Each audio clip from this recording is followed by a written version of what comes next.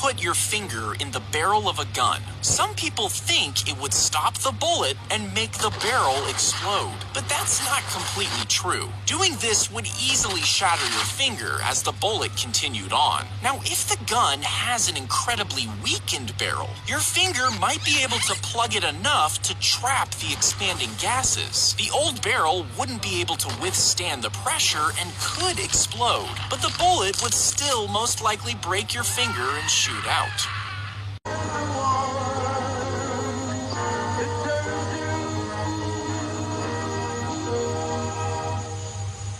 You can put almost anything in a shotgun shell and it'll still work.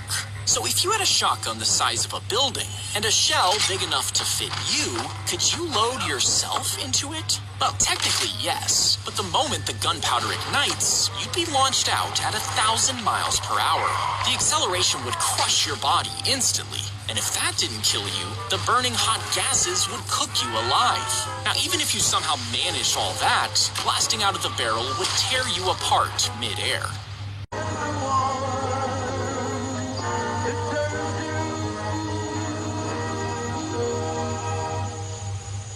If you shot a gun straight up in the air, could the bullet come back down and kill you? Well, when a bullet is fired this way, gravity will eventually stop it and pull it back down. And even though it isn't moving as fast as when it was first fired, it can still reach dangerous speeds. The chances might be low that it actually hits you, but if it does, it's likely to strike a vital area like your head.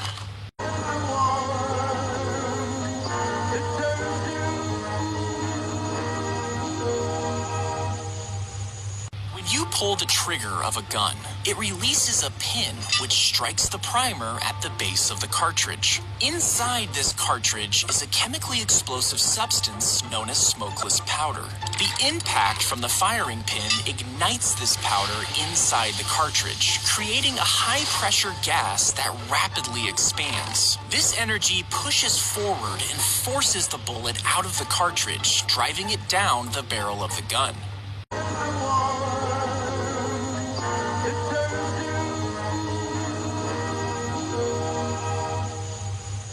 The robber fired the gun right at his head, but at the same time, the man put his hands up to cover his face. And instead of piercing through his skull, the bullet struck his wedding ring. It deflected off the metal, splitting it into two pieces. One got stuck in his finger, and the other pierced his neck. But apart from minor injuries and a dented ring, the man walked away unharmed.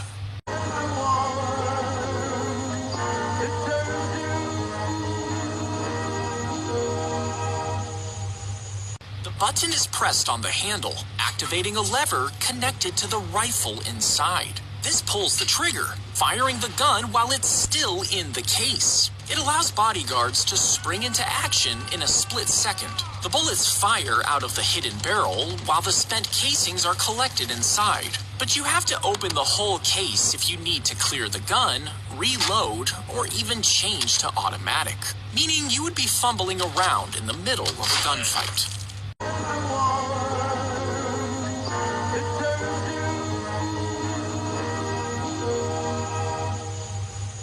They would stuff nails down the barrel to shoot at their enemies if they ran out of bullets. You see, loose gunpowder would be rammed into the barrel with a long stick, and almost anything could have been added on the top and pushed down. When the trigger was pulled, it would ignite the gunpowder, sending metal flying in all directions. So even though it was designed to shoot bullets, almost anything could be turned into ammo.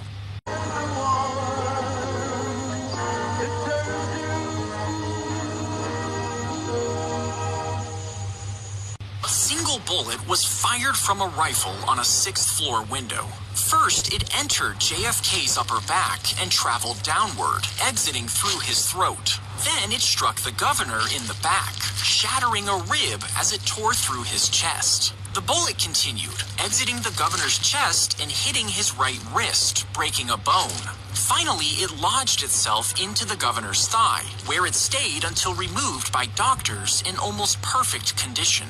Now, investigators claimed that this is what happened. A single bullet caused 6 wounds while staying intact. But many argue that the bullet's trajectory is impossible. The angles just don't add up, leaving us wondering if there was actually more than one bullet.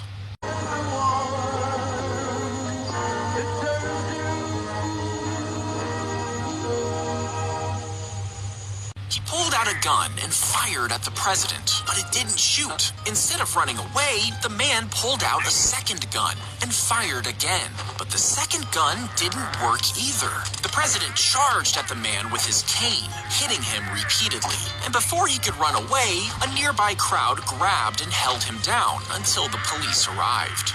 Driving too far, I'd like to change my point of view. I feel so lonely, I'm waiting for you, but nothing ever happens. And I wonder how, I wonder why. Yesterday you told me about the blue, blue sky and all.